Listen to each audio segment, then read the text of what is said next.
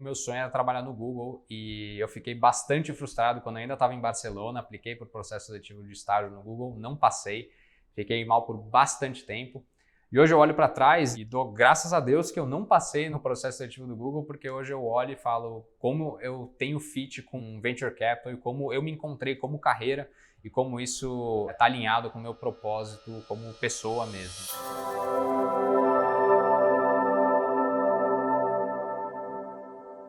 Eu sou formado em Engenharia Civil pela Escola Politécnica da USP, me formei em 2016, sempre brinco que esse foi talvez um dos piores anos para se formar em Engenharia Civil, no auge da Lava Jato. Eu tive uma experiência na indústria, eu trabalhei na Braskem por um tempo, inclusive antes da Operação Lava Jato. Eu lembro do dia que eu não fui para o escritório porque a Polícia Federal estava para prender o Marcelo Odebrecht. Quando esse tipo de coisa acontece, naturalmente você repensa o caminho de carreira que você está seguindo.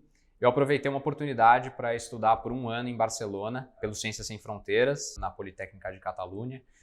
E também isso foi bom porque o meu hobby sempre foi fotografia. Desde os 12 anos de idade eu tiro fotos como hobby mesmo. Agora isso acabou se profissionalizando um pouco e eu vendo fotos para Fine Arts, inclusive. Mas essa foi uma oportunidade bacana, não só para desenvolvimento pessoal, mas também como carreira. Me ajudou a repensar tudo que eu vim estudando nos últimos 5 anos. Tanto que quando eu voltei, o mercado ainda estava bastante difícil para a engenharia civil, ainda com Lava Jato acontecendo de forma bastante ampla.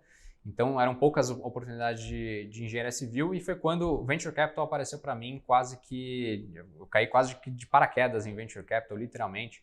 Porque eu recebi um e-mail da Indicator, né? Eles estavam com vaga de estágio, eu já estava formado, então foi uma discussão, uma conversa bastante franca, né, de alguém que já estava formado para uma vaga de analista.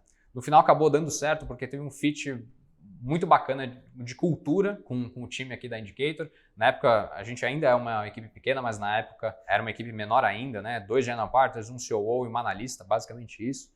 Então, isso também era uma coisa que me chamou a atenção na época, tendo vindo de Braskem, que é uma empresa grande. Então, eu entrei em 2017, logo no começo do primeiro fundo da Indicator, que nasceu em setembro de 2016, e entrei como único engenheiro na época, né? Hoje a gente tem o Fábio também como engenheiro, mas entrei com uma cabeça mais de dados e de tudo que a gente chama de data-driven, que tudo que a gente constrói aqui na gestora é orientado a dados, é parametrizado, então ajudei a dar forma para o nosso processo de investimento, a nossa máquina de deal flow do jeito que ela é hoje. Eu ajudei a construir com essa cabeça data-driven, que hoje a gente cunhou o termo de Moneyball VC. E essa foi uma oportunidade bacana para construir o nosso diferencial, porque hoje a gente conseguiu no edital de BNDES com Qualcomm Ventures, hoje como gestores do fundo IoT. Então, hoje não só na parte de deal flow, a gente trabalha com essa cabeça data-driven, mas também na parte de construção de valor, do Building Value Together. A gente usa toda essa metodologia data-driven para criar valor para as investidas. Isso foi um papel que eu ajudei a construir aqui na Indicator desde o início. Em paralelo a tudo isso, eu sempre me envolvi com trabalhos voluntários, então desde a parte mais ligada ao meu hobby de fotografia, fui voluntário no Sonhar Acordado, que é uma iniciativa que trabalha com crianças em situação de vulnerabilidade social. E também me envolvi desde cedo no Amigos da Poli, dentro do centro de carreira do Amigos da Poli, que é o fundo patrimonial da Escola Politécnica, com esse ímpeto de give back. Então eu estudei uma escola pública, tive esse privilégio e não é todo mundo que consegue. Então o conceito do fundo patrimonial é devolver para a universidade e ajudar nesse orçamento. E coloquei de pé o programa de startup, que ajuda a conectar alunos com startups para dar esse primeiro passo de carreira, que foi uma coisa que eu senti na pele, que é bastante difícil para quem se forma na escola. Eu acabei me distanciando um pouco do Amigos da Poli, depois que eu coloquei de pé uma área de relacionamento corporativo, de conexão com empresas.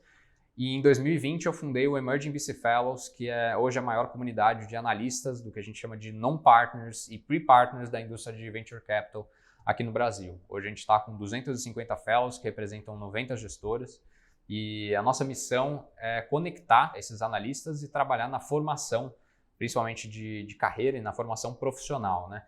Então nós somos uma das primeiras gerações de analistas de venture capital, né, com o ecossistema do jeito que ele está hoje, tão rápido, com novas gestoras aparecendo, tendo que formar times, e nós somos uma das primeiras gerações de analistas de venture capital. Então falta um pouco dessa conexão, de criar um relacionamento, né, coeso entre todos os analistas também, porque no futuro a gente sabe que é um business de sociedade, que daqui 20, 30 anos todo mundo vai ser general partners, vão estar com seus fundos, e quanto melhor a gente se conectar e quanto mais a gente se formar logo desde o início, o maior impacto que a gente vai conseguir gerar com Venture Capital no futuro. Então essas são as duas missões do Emerging VC Fellows. Hoje na Indicator eu estou como Principal e lidero o time de investimentos. Eu trabalho junto com o Fábio no que a gente chama de Deal Teams, né? Cada analista aqui do time com um General Partner cobrindo setores específicos. É um desafio pensar na pessoa que eu era quando eu me formei e o que eu queria, né, lá atrás, pensando o que eu estava buscando de carreira naquela época. Eu lembro que eu tinha um sonho de trabalhar no Google, porque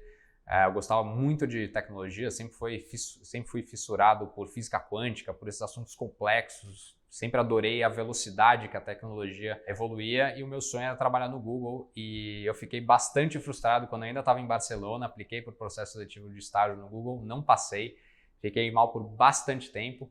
E hoje eu olho para trás e dou graças a Deus que eu não passei no processo seletivo do Google, porque hoje eu olho e falo como eu tenho fit com Venture Capital e como eu me encontrei como carreira e como isso está alinhado com o meu propósito como pessoa mesmo, né? Então, olhando para trás, é muito claro que aquilo não deu certo porque existia alguma outra coisa que ia ter mais fit comigo, que eu ia me encontrar mais do que algo que eu achava que era necessário para mim. Isso foi uma das maiores lições que hoje, quando eu penso no próximo passo que eu quero dar, qual que é o meu grande sonho, eu coloco isso na cabeça, eu sou bastante determinado, mas eu também deixo as coisas fluírem. Muitas vezes o passo que eu quero dar, o sonho que eu quero atingir, às vezes não vai ser pelo caminho que eu estou planejando. Então é muito aquele discurso do Steve Jobs que você só consegue conectar os pontos olhando para trás, né? Você tem que confiar no próximo passo que você vai dar, mas quando você olha para trás que você consegue ligar os pontos, né? Olhar para frente com todos os pontos, todas as oportunidades que você tem de carreira, pessoais, etc. É muito difícil você dizer como que esse caminho vai acontecer. Você tem que ter confiança e dar um passo depois do outro, sabendo que no futuro, com determinação, o seu sonho vai acontecer.